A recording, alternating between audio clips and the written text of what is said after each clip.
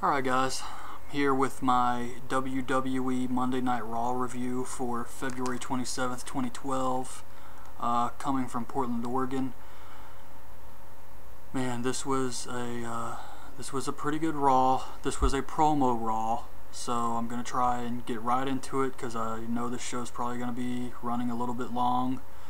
So I want to go ahead and get started on it. I will say briefly that the matches were decent, I guess, but this was mostly a promo Raw, and the promos were good, and that's what made this a good Raw, were these awesome promos at the beginning with Jericho and Punk and at the end with Rock and Cena. So I'm going to go right into it. It starts the show off with a recap of the Cena promo from last week. CM Punk comes out for a champion versus champion match against Daniel Bryan, but Chris Jericho interrupts him.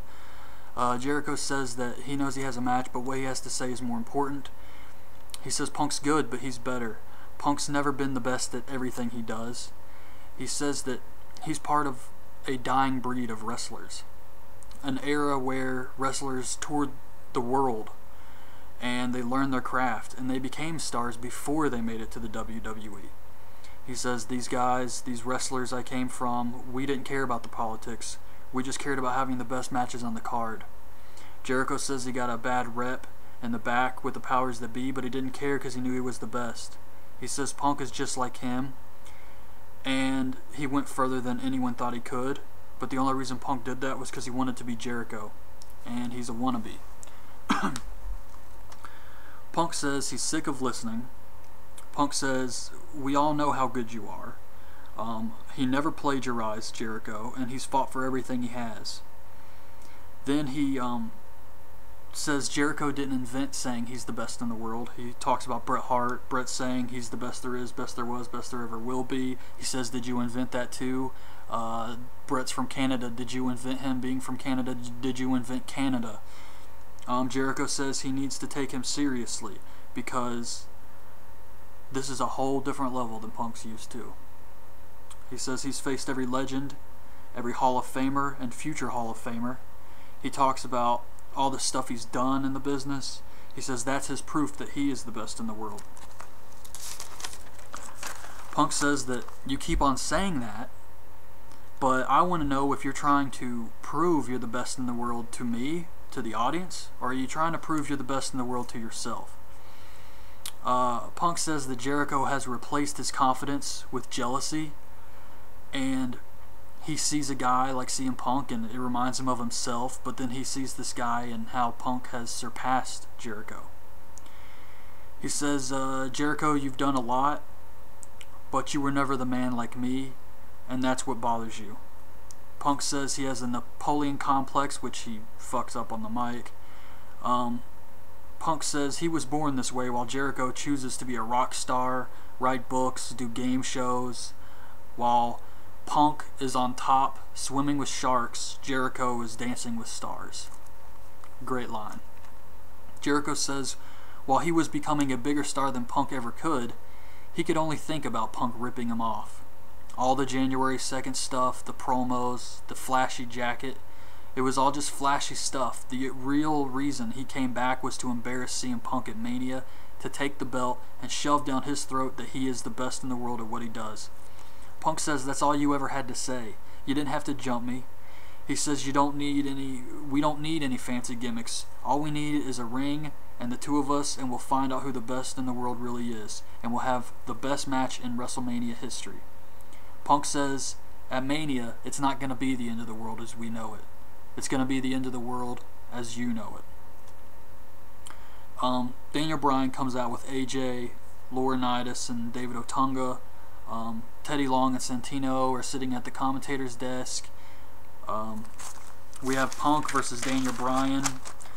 It was okay. A lot of the focus was on Laurinaitis and Teddy Long on commentary. They're just arguing back and forth the whole time. At one point, Punk throws Bryan over the top rope. Daniel Bryan calls AJ over, which prevents Punk from doing his dive to the outside. Punk signals for the GTS. Otunga jumps on the apron. He gets punched off by CM Punk.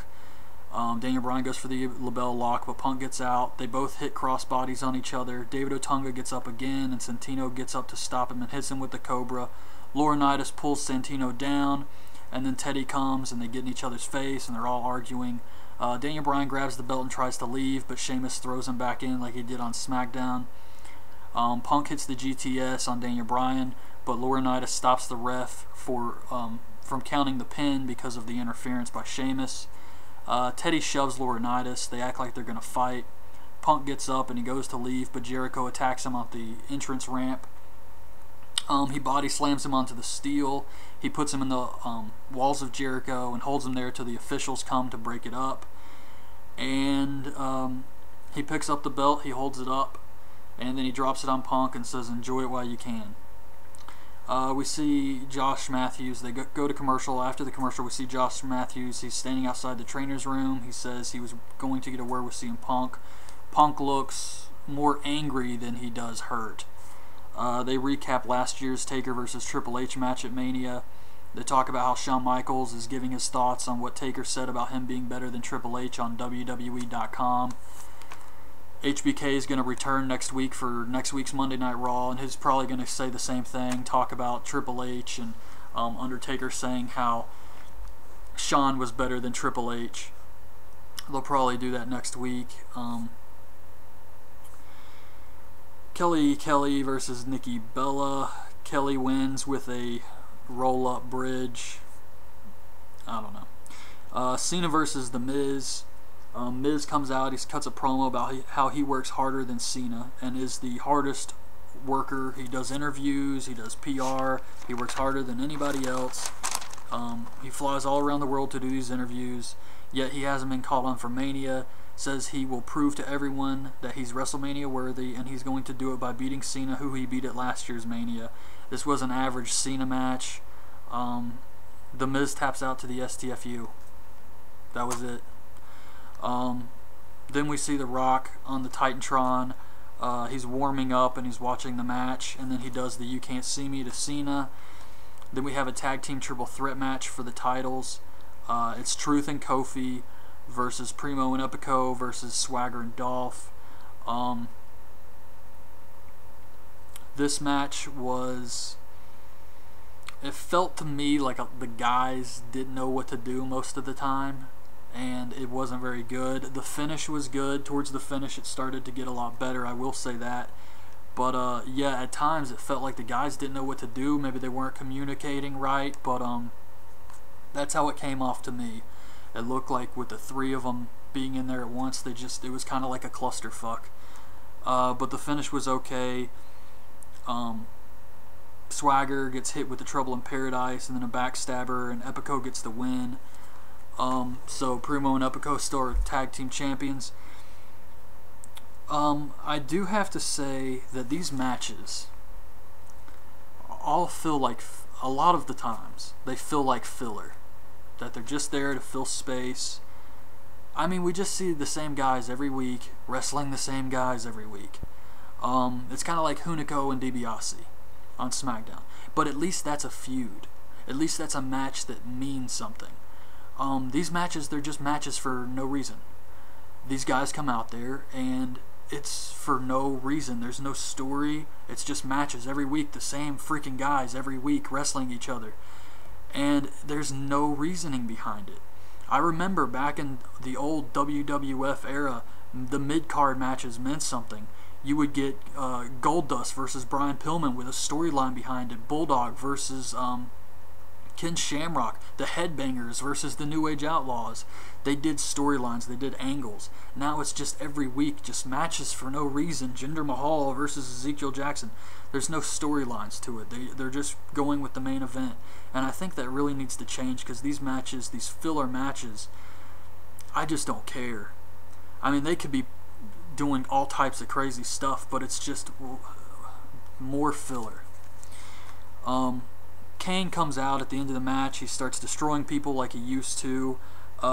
He gets a big boot to Primo, a double choke slam on Dolph and Epico, and then a choke slam on Truth. This was pretty cool. John Laurinaitis and David Otunga are talking about the Oscars backstage. Teddy interrupts, says there's a rumor Laurinaitis won't be running next week's Raw. Laurinaitis says, well, he heard that Teddy won't be the general manager because he's been fired. Teddy calls him a horse's ass. fans chant horse's ass. They recap Eve's heel turn. Eve comes out, says she uses men, but they want to be used by her. Says it's not her fault that they crumble at her feet. She tells them to not blame her, but to blame them. The men should blame themselves for their weaknesses. Then she leaves. We see her walking backstage. She runs into Kelly Kelly. Kelly says, "We used to be best friends, but now you act like a different person." Eve just laughs and walks away, and then the camera pans over and we see Alicia Fox standing next to Kelly Kelly. I guess she was there the whole time. They didn't show her. I thought it was funny. They show a trailer for a new shitty WWE movie called Bending the Rules with Edge as a character named Blades. More bad movies no one's gonna see. The Big Show and Sheamus versus Cody Rhodes and Mark Henry. Cody plays a video of Big Show at WrestleMania getting knocked out by Floyd Mayweather. Show gets mad, so Cody tags in Mark Henry, and he steps to the outside. Show attacks Mark Henry, goes crazy on him, hits a spear on him. Cody runs, Big Show starts chasing him, and Cody leaves, and Sheamus jumps in, hits a bro kick on Mark Henry, gets the pin for the win. That was it. I knew this would be short because it was like 10:55 when this happened, and Rock still had to come out and do his big promo, so I knew this was just going to be more filler bullshit. They talk about how there's going to be a board of directors announcement at 10 o'clock a.m. tomorrow on WWE.com. Apparently WWE had a bad financial quarter. The website hits are down, all their shit's down, and I guess they're trying to promote the website with this big Shawn Michaels interview, this big board of directors announcement. No one even cares about this stuff. They recap the Cena promo from last week again. They hype HBK returning next week. Then The Rock comes out. He says he was born and created in the WWE. When he said he was back, he meant it. He didn't mean he would be at every Raw and SmackDown, and it was never expected of him to be. But some people took it literally. He says he doesn't insult the people's intelligence like Cena, because they know he was born in this business. They know he is only there because he loves the WWE. And he used to think Cena was a phony and couldn't believe someone who graduated from private school would become the doctor of thugonomics. Rock says Cena's a kung pao bitch. He talks about how Cena said he's fighting for these people in the back who want to be a pro wrestler. Rock says he was taught growing up in this business that no one's going to fight for you. He says, when I was a babyface and I was booed by all the fans just like you are, Cena, do you think Steve Austin came to fight for me? Do you think anyone fought for Triple H, Mick Foley, Macho Man, Rowdy Piper? He says, while Cena fights for them, Rock fights for the fans. He says he fights for the people tired of having a kung pao bitch shoved down their throats every night. Rock says they're tired of Cena and they try to tell him every single night, but they are not tired of being entertained, and that's what Rock wants to do most. Rock says he trailblazes. He says he started the Fruity Pebbles chant, the people started chanting it, and then we see Cena's monkey ass on a cereal box. This was a great promo. When he told Cena he had lady parts, they started chanting lady parts, and then it started trending. You're welcome, bitch. Rock says he innovates, and the only innovative thing Cena's done all year is go from jean shorts to camo shorts. He says the camo shorts are working because I speak for everyone when I say we can't find your balls whatsoever.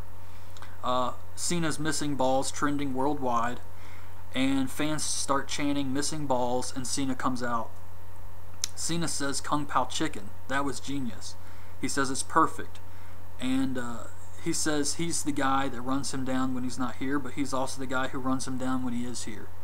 He says he loved The Rock till he met Dwayne Johnson, the egotistical, selfish son of a bitch who wouldn't care if the company closed its doors tomorrow. He says he doesn't need hustle, loyalty, respect to trend worldwide, just like he doesn't need his promos written on his wrist. Then he says, nice tattoo.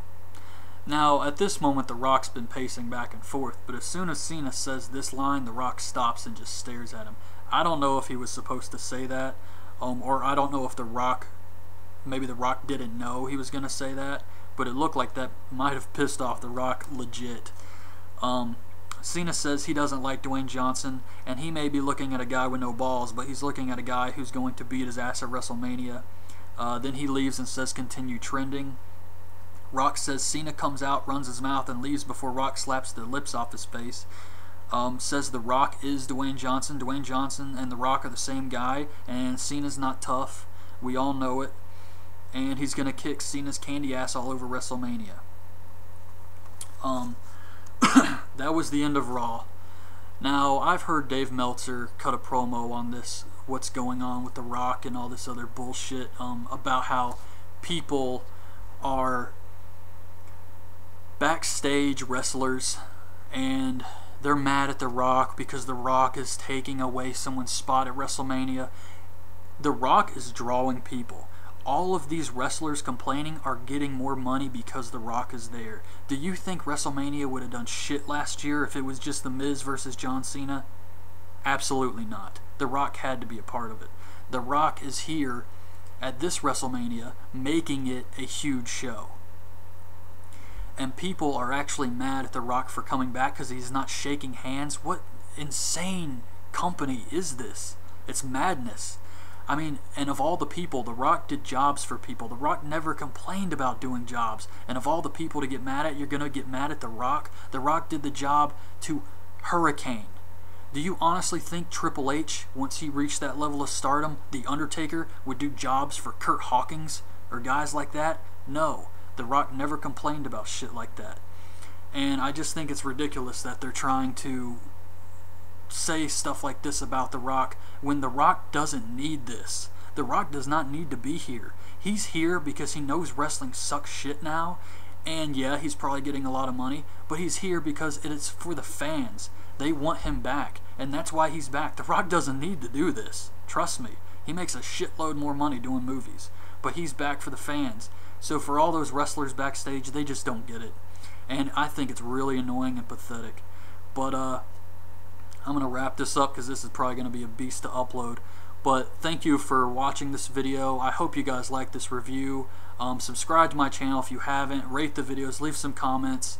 And I will be back tomorrow. I'm going to watch Ring of Honor's Final Battle. And I'm going to, well, I'm rewatching it, but I'm going to watch it and do a review of it since they got a pay-per-view this Sunday. So subscribe to my channel, and thanks for watching.